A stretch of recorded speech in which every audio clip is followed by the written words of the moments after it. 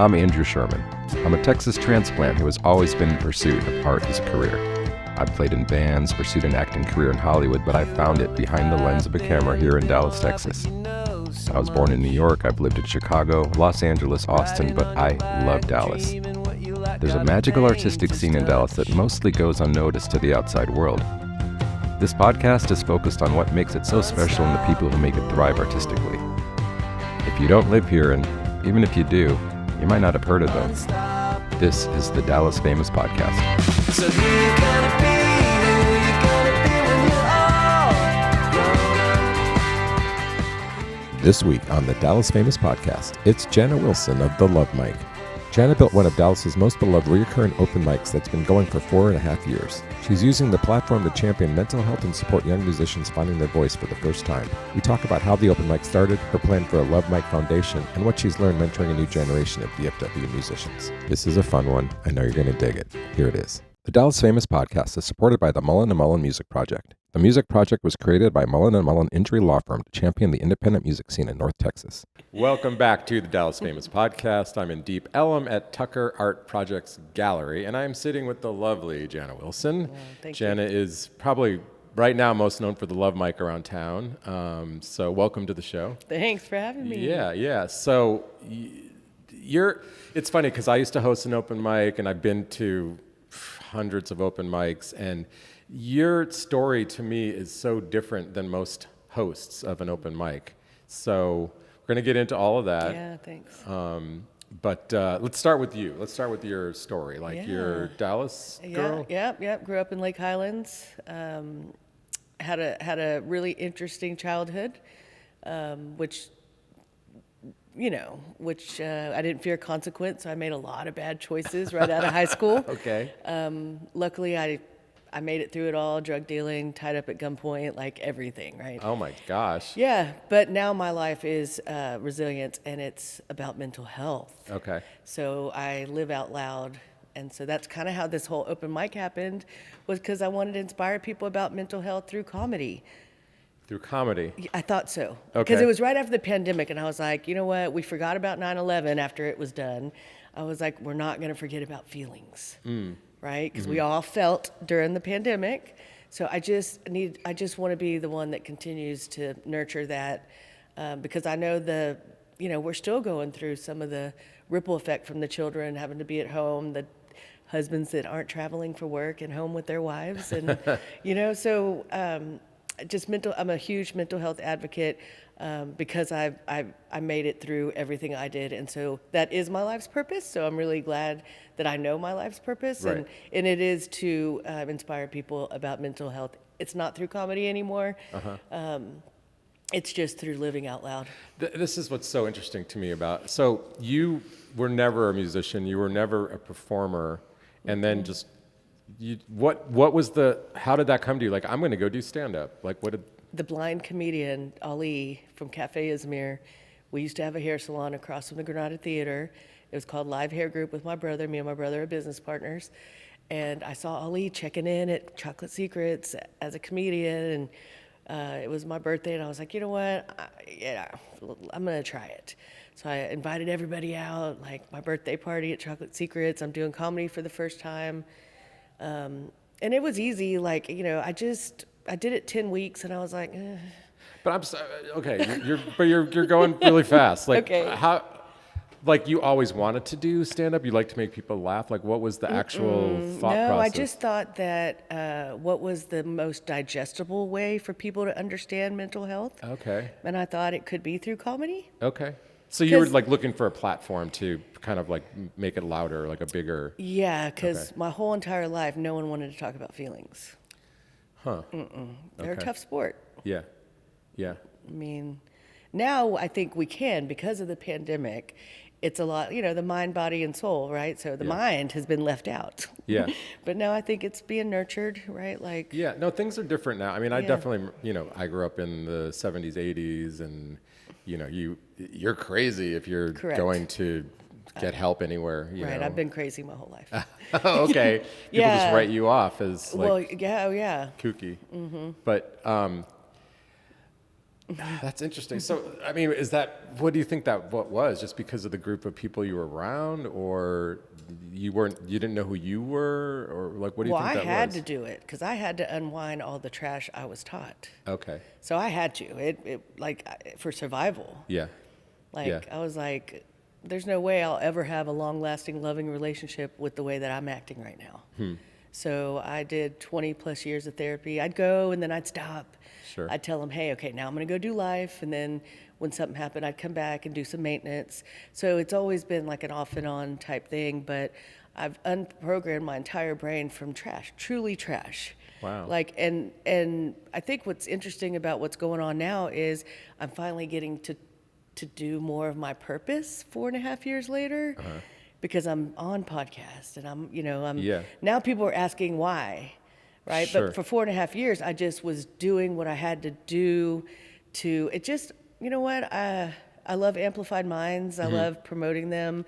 I think community is a basic human need. And even last night, I was texting someone giving them resources for a group because they told me they relapsed. Right. So I'm doing mental health. It's just not exactly the way I thought. Yeah, interesting. I think that's what makes the Love Mic special is that part of it, because there's a bunch of open mics and there's cool open mics. I ran an open mic and people thought it was great, and I'm funny, but the reason I think it was great was because I was stage managing like crazy. Like I was wrangling people from like all corners of that venue and making sure people knew they were next. And like when I left, somebody was up there and they're making jokes and it's funny and it's like, where's the next act? Right. But with you, it's like, it's so interesting to me because you had the one experience of being a stand-up for like 10 weeks. Like nothing. Like that's no time compared to your life experience. And that was enough for you to like see there's something to this, but it's not comedy? Well, I saw all these musicians that were really good. At the open mic? Yeah. Okay. And I was like, why isn't there a show around this? Like, it just blew my mind. But I didn't realize they were practicing to each other. Yeah. But I was new. I was like, why isn't this America's Got Talent? Right. I mean, yeah. I'm embarrassed to say this, but I really didn't listen to any music before. And that's because I'm more of a podcast person. Sure. I've always been studying. Yeah. Like I've had people in my car and they thought my radio was broken. Because they never heard it. Because when we're in the car, it's total silent. They thought it didn't work. And I was like, no, it works. I just choose not to.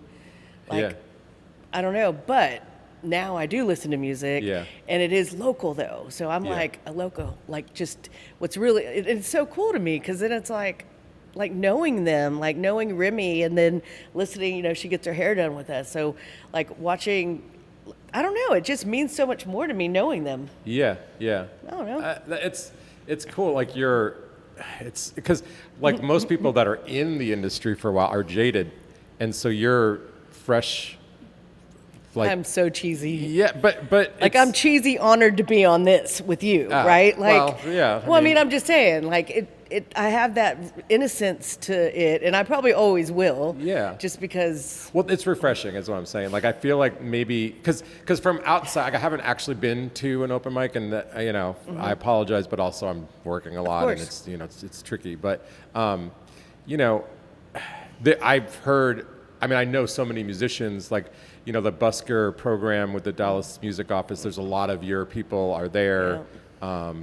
It's cool. Like, the host is everything for an open mic, and your approach to it is just unique. And because, sometimes open mics are like the land of misfit toys, and it's a bunch of people that can't get gigs, or it's people that are starting out and they haven't figured it out yet. And that is crucial to the development of a musical career. And if they don't have that space and that support, so it's just cool. Like, I'm getting it. Yeah. I love it. And like, even for the Dallas Entertainment Awards, they're like, oh, best open mic. I'm like, I don't really care to be the best because I know I love the most. Right. And I know that my role in open mics is to give you the courage to go do the other ones. Sure. So that's my role. Yeah. And I do. And when I first started doing this, I didn't know that I'd become an empty nester. I had no idea the process Oh, yeah. Oh, I didn't know they grew out of open mics. Oh, that is so sweet. And I'm like 51, no kids, and like, Yeah. I love seeing it, you know what I mean? Yeah. And then they're growing up, and I'm like, oh. Yeah. So it's like, I didn't even know what a 1/4 inch was.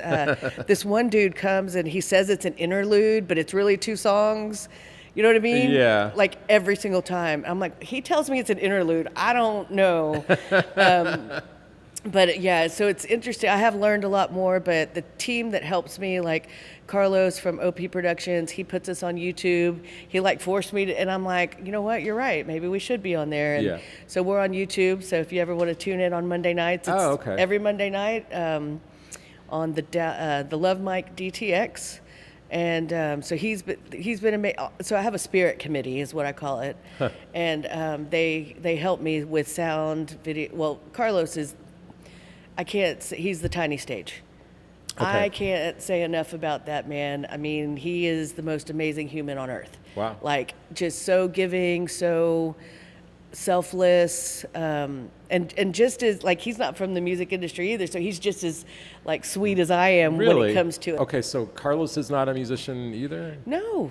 Okay. No. What made him start the little tiny stage? So the owner of Be Hippie has this give more than you receive mentality, and I think Carlos used to work for the library for many years. Okay. So he is like, he comes up with so many ideas all the time. He's like, why don't we do this? Why don't we do this? And so I think he pitched it like, hey, if we had a little stage, maybe we could do something. And then he's just grown it. And he hit up Creatives Factory first and was like, hey, do you have any artists that will just come play? And then because the Creatives Factory endorsed him, I endorsed him. Sure. Because Christian from Creatives Factory came into Chocolate Secrets, and every time he would walk in, everyone would be like, I didn't know why, like, you know what I Right. mean? I guess because he's an artist developer. Sure. Right? And Yeah. so I just knew they enjoyed him coming. So every time he came in, I'd put a glass of wine in front of him, didn't know anything about any. It wasn't until recently I really knew what he did. Huh. But I just knew to take care of the people that they were excited about. Sure. And so I'm a business person. So I Yes. think that's also what's been, I've been an entrepreneur through and through, hair salons, med spas, Drug dealing, though, was my first job, and I was successful at it for 3 years. I was the only person that did not get busted. Oh, wow. No felony, no rehabs, nothing. Yeah. So I just know my life's purpose, because there's no way I could have gone through all that Right. clean Sure. if I'm not supposed to be talking about it. Yeah, And yeah. inspiring. And I really want to catch these kids in high school before they start making bad choices. Yeah. That's where my next little move is. I want to go back to the first open mic that you ran. Like, how did you go, this is what I'm going to do? Like, what was the actual, like, thought process from, comedy is not quite right, but this open mic thing with musicians is. Not that I guess you Yeah. have comedy also at the open mics? Well, I just think I'm funny, right? And over the past 4.5 years, I used to be super raunchy 4.5 years ago. But I've grown because I want to be better tomorrow than I was today. And Okay. I heal, right? Being raunchy's not good? Oh, like, how do you say pussy backwards? That was like one of my biggest jokes. Right? Right. So, I mean, and I had no problem saying that. Right, like, right. Even now, no problem saying Well, it. I mean. Yeah, we're flashing back. I get Yeah, it. But we this are. is not you anymore. No. And and I used to say I'm not a hoe anymore because, I mean, that was an addiction. Right? I mean, Right. it truly. Yeah. And so I just, I went from the one-eyed mic to this mic, and it feels good in my hand. Like, no, I used to be really, really bad. And, Yeah, I get you. I'm getting it now. yeah. And so, but then it's so interesting and really cool. And what I love about myself is that I'm almost embarrassed to say those, right? But Yeah. it's who I was. Yeah. And I still like who I am. So you were being funny, and then you're like, oh, I could go on stage maybe and do this. There was a little bit of that, or no? Well, really, just someone just said, you're really funny. And I was like, yeah? He's like, yeah, you should try like something. And I was like, okay. And But were yeah. you like bored in your life? Like, I'm just so curious. Like, what? Like, it always curious. I'm very quick-witted.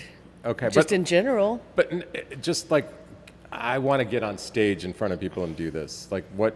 That's the part that, like, some people don't ever understand that. I've done it. I'm not really doing it anymore, but I'm just. My main thing was I got to carry this flag of mental health. I'm carrying this torch, right? Like, So when the first time you did stand-up, you're thinking, I'm doing this. yeah, my life was a joke. Okay. My life was a joke, and I just talked about it. And I have them hidden on YouTube, you know, a few of them, because I thought it would be funny to look back one day. Sure. So, okay, but going back to the question, so then Oh, yeah. you're like, okay, I'm going to do a music open mic. Like what? No, it was an open mic at Chocolate Secrets. Okay, I mean, when you Already. actually started to host, like your first one So you hosted. it was there. It was okay. Yeah, because Parsa, which, you know, I love me some Parsa forever.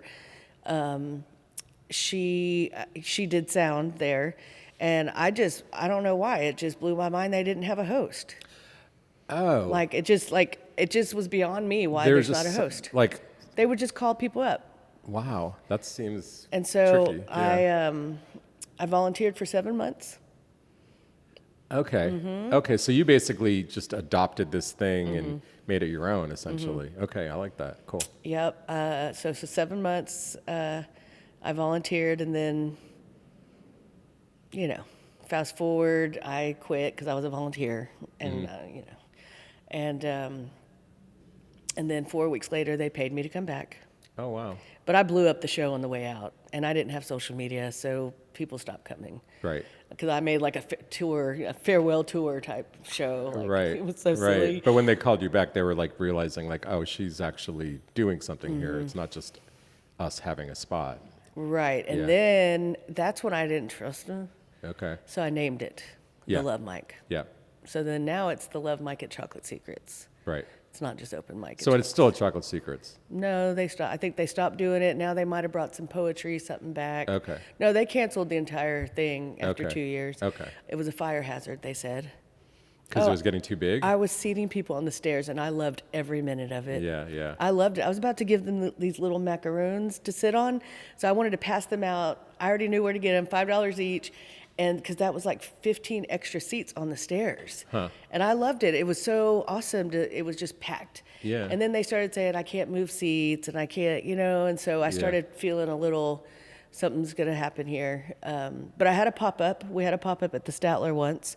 Christian from Creatives Factory actually helped me get that gig. So I've actually taught the community to follow me. Mm-hmm.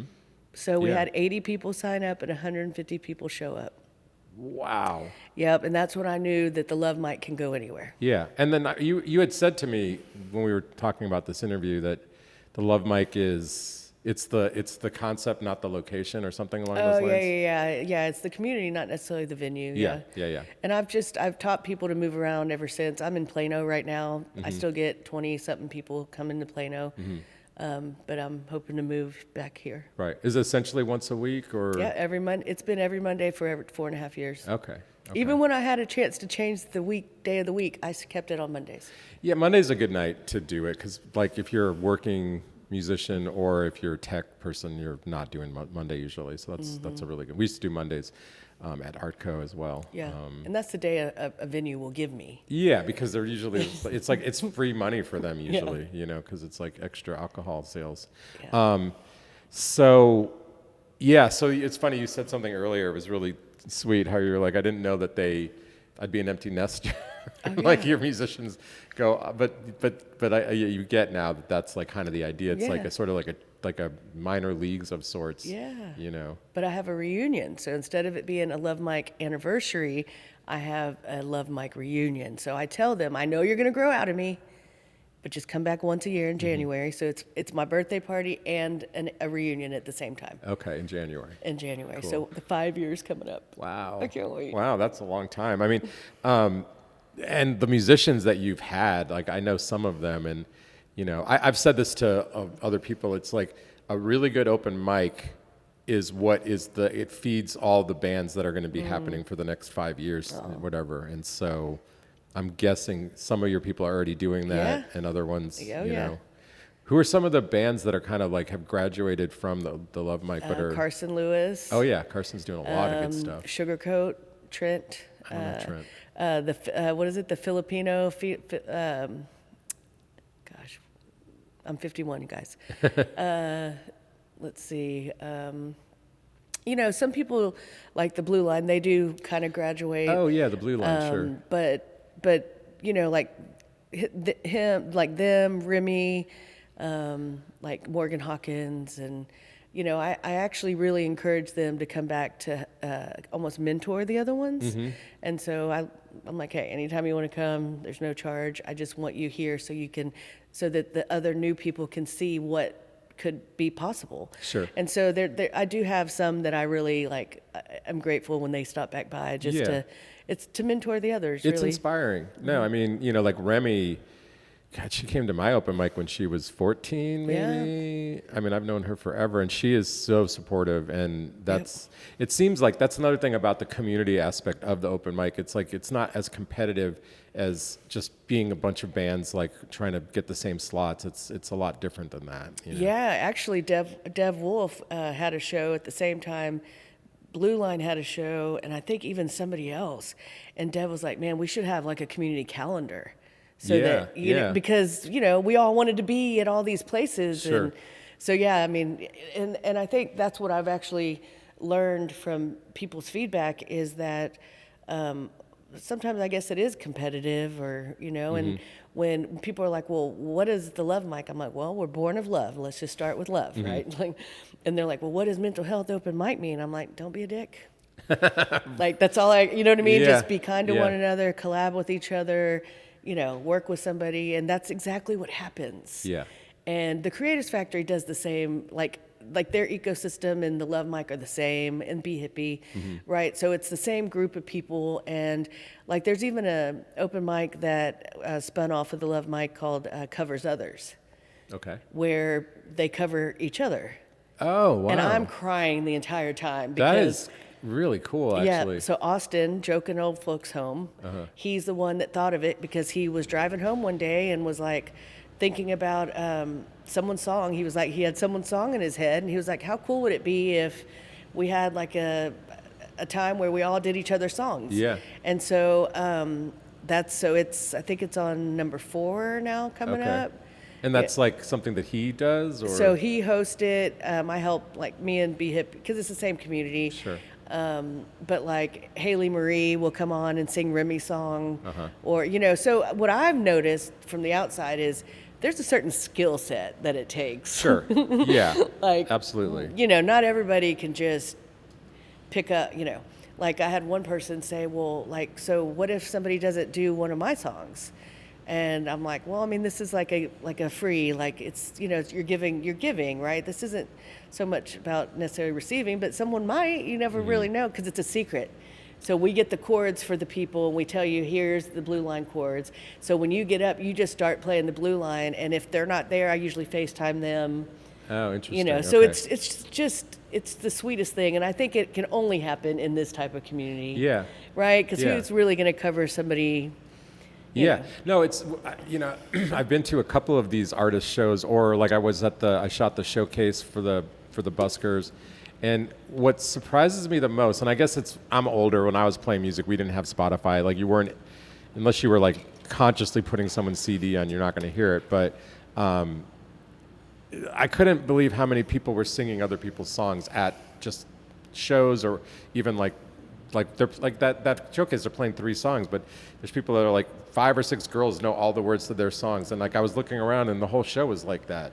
Everybody knew all of each other's songs, and it's like that's so cool to me. That is really cool. And I've never seen that before, so so I guess you have something to do with that, right? Yeah, I mean, and that's the fun part. Susie from Poopery, she invented the spray. She lives in Dallas. Right. And so I've taken her course a few times, and it was like an entrepreneur type course. It basically just says whatever brings you alive, go for it. Right. And so that's how I live my life. And so I was like, I don't know, I want to inspire people about mental health. So then I went for it. And okay, well, that wasn't it. So I continued to just follow what makes me feel alive. And it has just evolved into this. And I think like now 4.5 years in, I was on a Fan Of podcast, super honored. I was like, oh dude, so are you really a fan? Like that's kind of cool. And then Dallas Famous Podcast. Like, so to me, it's like now I am using like more of my story and more of my purpose as to what it is. And or just, I don't know, more of my why, right? Because, but I think one day it's like a TED Talk. Like, I think it is to a lot of people. When you're hosting, are you like actually introducing people and doing like little, stories, or how does that go? Or are you just like, it's the blue line? No, I can honestly say that I probably was a little better at it for like 3 years of it. But I really love the introducing myself to the people, making sure they're comfortable. That's my favorite In the part. audience, you mean? Yeah. Yeah. Like the audience, the artist. I actually had a mom call not too long ago and was like, hey, do you have a video of Bailey? He was playing at the farmer's market when y'all did a pop-up, because I do pop-ups. And he was like, he committed suicide last night, and that was one of his favorite moments. Oh my gosh. Yep. And so ever since then, I was like, okay, well, there's a few things that are going to happen. I really want to do the Love Mike Foundation, where I pay musicians to go into all the facilities I could have ended up in. So that's jails, halfway houses, rehabs. So that's on the horizon. Because really, all these artists want is to get paid for their craft. Yeah. Okay. Be heard, yeah. Yeah, so it's like, okay, well, what if, and someone's like, so this could be a job? I'm like, well, if I sent you to 4 rehabs in a day and all the sponsorships and grants paid for this, then yes, I don't see why not.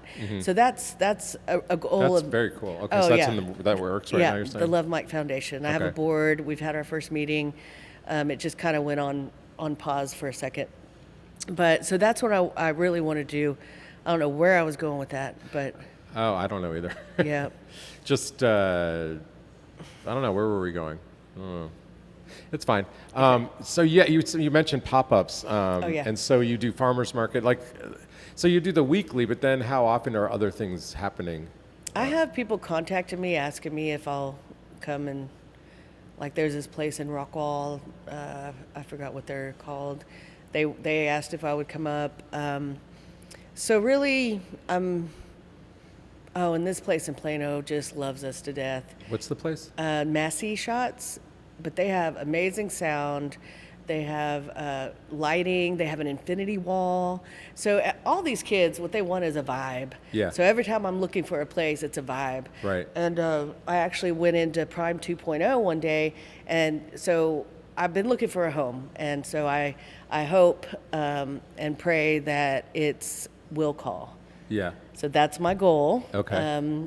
Yep. Because there's also Texas Tea Room on Monday night and the Freeman. So that would mean they could go from here, here, and here, all in the same Oh, they neighborhood. have open mics at both? Yeah, because they're coming to Farmers Branch, and then now they're driving to Plano to perform, and then coming down to Texas Tea Room. Wow. So I want to make it easy on them. Yeah, Come to yeah. Deep Ellum on Mondays. Probably do a Tuesday for North Texas. Because it's Ohio and 121. That's Yeah. North Texas to me. Oh, yeah. Yeah. But Desi, he's the one that found out I was in Plano and called me and was like, what are you doing there? He was like, you need to be in Dallas. Let's talk about this. So he was like, we'll call the Nines or Dusties. He was like, and I was like, you know what? I was like, there's something about Will Call that I just love. It is the cauliflower wings, probably. And it's just the staff. Like, it feels JR good. is amazing. It feels good in that place. Yeah. And I'm really big on, like, wanting to be wanted, right? And so, and it's a small area, but all I know is the musicians will be out there and the people watching will be in there. So Yeah. I don't care, Yeah. like, how small. No, that is a great space. I've only actually shot there once, but I was doing photos for the Observer there, and I went in there like 3 or 4 times, and JR wasn't even there most of the times, but I forget the other guy's name that was co-owner. Do you remember his name? I can't think of his name. But they were just so nice, and the vibe was great, I know. and I mean, that would be a beautiful spot for I it. know, and I listened to his podcast that you did with him just to get to know him a little bit more. Yeah. Right. Like, Yep. and I think that's just also like just who I am, and and I'm really glad that I've made it this far, because it's kind of, I mean, it's not a business that Right. makes money, but Yeah. I mean, I do charge $8, and what I do with that is I tell them I'm forever your promotions company. Yeah. Anytime you have a show, tag us. We're your first fans, right? And so Has it started where people are reaching out to you and like, hey, who would be a good musician for this Not yet. thing? No? Okay. Well, actually, I have had some. Actually, there's this car show that actually reached out, and so Kayla Raquel, she actually has like a residency once a month at the car show. At the car show, okay, Yeah, that's cool. And then I tell people, like, I am the one to ask because these people are at the beginning of their careers. You know, they're willing to give you a really great rate, and as they're getting their portfolio built. And so, yeah, it is getting, so not, actually, and I'm probably the only mic that have gotten people paid. Yeah. So that was something else, and it's because of my networking skills. Yeah. Right. Yeah. So Haley Marie was in downtown Carrollton at this place, and she got paid to do it. So that was also kind of fun to me, to be able to, get them paid gigs. Yeah. That's cool. Totally. I mean, actually, you know, as a photographer, concert photographer, I get a lot of either personal questions or I see people asking, like, how do I get started in concert photography? And I'm like, go shoot open mics, because that's a bunch of musicians in one night. They all would love to have your photo, and maybe they'll hire you because they're just starting out too. Yep. So it's sort of like another layer, I guess, of that. But okay, so then, all right, so I was going to say what's next, but we kind of know some of what's next. Is there anything that you didn't mention that's coming up, or? No, really, the Love Mike Foundation. I had this one girl ask me, like, wholeheartedly if I thought she would be famous. I took a big... God, don't make me cry. And I was like, I said, you know, I've seen a lot of people work really hard. I go, Remy's been at this since she's 12. Yeah. I was like, so maybe reframe famous to what makes you feel a little bit like what could be success in this arena. And I think getting paid for your craft could be it. Yeah. So I tried to help her reframe her thought around it. And this is the same girl that just got, she just got scammed online.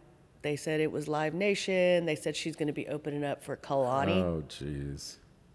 Yeah, that's not smart. And they spent a lot of time talking to her, and they somehow got like $600 out of her. And yeah, so, you know, I think I love, I mean, you know, I can't take everyone under my wing, but I definitely, luckily I know my boundaries. Sure. Right? Like, I had someone last night that somehow couldn't pay their electricity bill, so they were asking if I would log in to theirs, and they would cash at me because they were negative in their bank account. Right? So it is interesting, the phone calls that I do get, but I know I have to have boundaries, and luckily I know them. Yeah. And I have a lot of resources that I can point them to, like, you know, this guy that relapsed. I sent him a list of Narcotics Anonymous because I can't help you, but this is really where if you nurture this, you will do better. Yeah.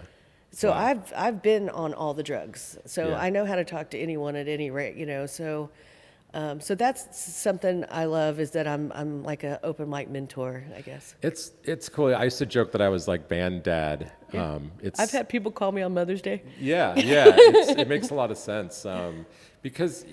And the fact that you're not a musician is even cooler, because, you know, I was like on my tail end of my music career, but a lot of hosts are musicians, and it's not that they can't empathize, they definitely can, but there's just a different motivation and I think people look at you differently, where they're like, oh, well, she's definitely not doing this so she can perform or have a stage for us to listen to her. It's just, you're just doing it for them, and it shows. I mean, it's cool. Thanks. You know, like, I don't know any other mic. Like, the only other mic I know, open mic I know, is because I know the host.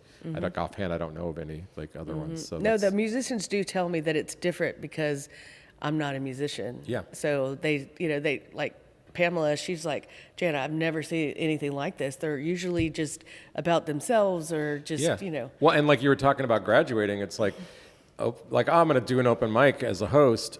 Oh, now I'm working so much I can't do it anymore. And then they move on. And it's like, what about us? You know, it's like you're not going to be moving on in that sense. Right. You No, know? Keyshawn Taylor is my current host. So he does a lot more of the calling people up and stuff like that. I see. That's smart, though, that you have someone on stage, then you can concentrate on all the other stuff. Yeah, because I want to make people feel welcome for coming. Yeah.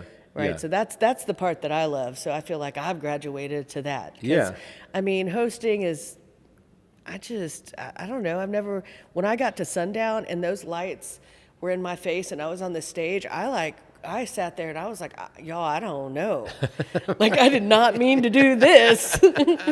Like, I was, yeah, so I'm not. Yeah, that's hilarious. Yeah. I think, like we're saying, I think that's a big factor in why I think people trust you, and they can get they get to know you off stage, which is the real person. Yeah. You know, so. And then my brother, he's the most amazing hairdresser. What's your brother's on name earth. again? Robert, purple beard. Yeah. And so it's cool that, like, you know, people come and they're like, he starts to give them their look. Oh, interesting. Right? Like the blue line looks different than they did. Oh, okay. Right? They got, you know. I didn't know that. That's cool. Yeah, and then Remy, you know, she went a little, you know, like Yeah. she went, you know, she came in, she wanted like a calico look, and so yeah, and then so we do. That's really fun because my brother's just great at it, and it just so naturally happened. He's been my number one supporter since I started. Yeah. You know this, so. God, that's so cool. Yeah. It's like it's like someone comes to your open mic, and then if they put the work in, they're going to come out like Shined up. Yeah, shined up, like more developed. I mean, that's the other thing that musicians like.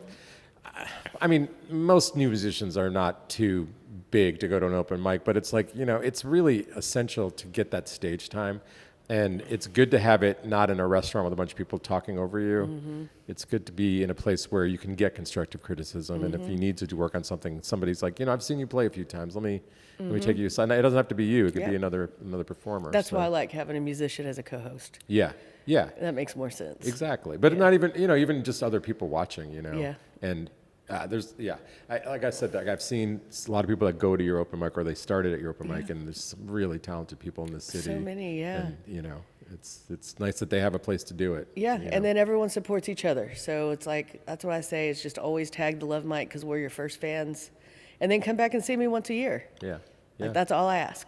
Awesome. Yeah. Is there anything we didn't cover? No, just if you ever want to check out the Love Mic, it's on YouTube, the Love Mic DTX. Okay. Every Monday, and you know, really, I let the artists know, like, you can go back and screenshot your performance, or Carlos will actually get you a reel or something because I mean, I tell them, I'm like, your goal is to play somewhere else, and this content that we make for you on Monday will help you with your, is it EPK? EKP? Yep. EPK? Electric press kit, electronic press kit. Yeah. So, like, you know, a video from here can actually, you know, help you. Sometimes they're like, we need to see you performing, and if you're doing it in a full room, OP that's even Productions, better. OP Productions. If you ever need any overflow, please know that he's your guy. He's video and photography. Awesome. Yeah. Is he taking photos too at the shows, or? He does. He, you know what? I think I've encouraged him to start taking a little bit more. Okay. Because he does a lot of video and stuff. But it's hard to do both for sure. Yeah. Yeah. But he's amazing. Right on. Hey, Thank Janna, you so much. Yeah, thanks for coming down. Yeah. And we'll have stuff in the show notes. You can follow the links, and you can follow Love Mike on Instagram to see everything that's happening if you want to go down and play. Yeah. Great. Thanks. Thank you so much. I'd like to thank Janna Wilson for joining me today. You can check the Love Mic every Monday and wherever else it might pop up. Thank you to the wonderful Tucker Art Projects Gallery for allowing us to record there. Theme song, Unstoppable by Salim Narala, and the outro is The Place to Be by Electric Ants. Thanks again to the Mullen & Mullen Music Project for their support.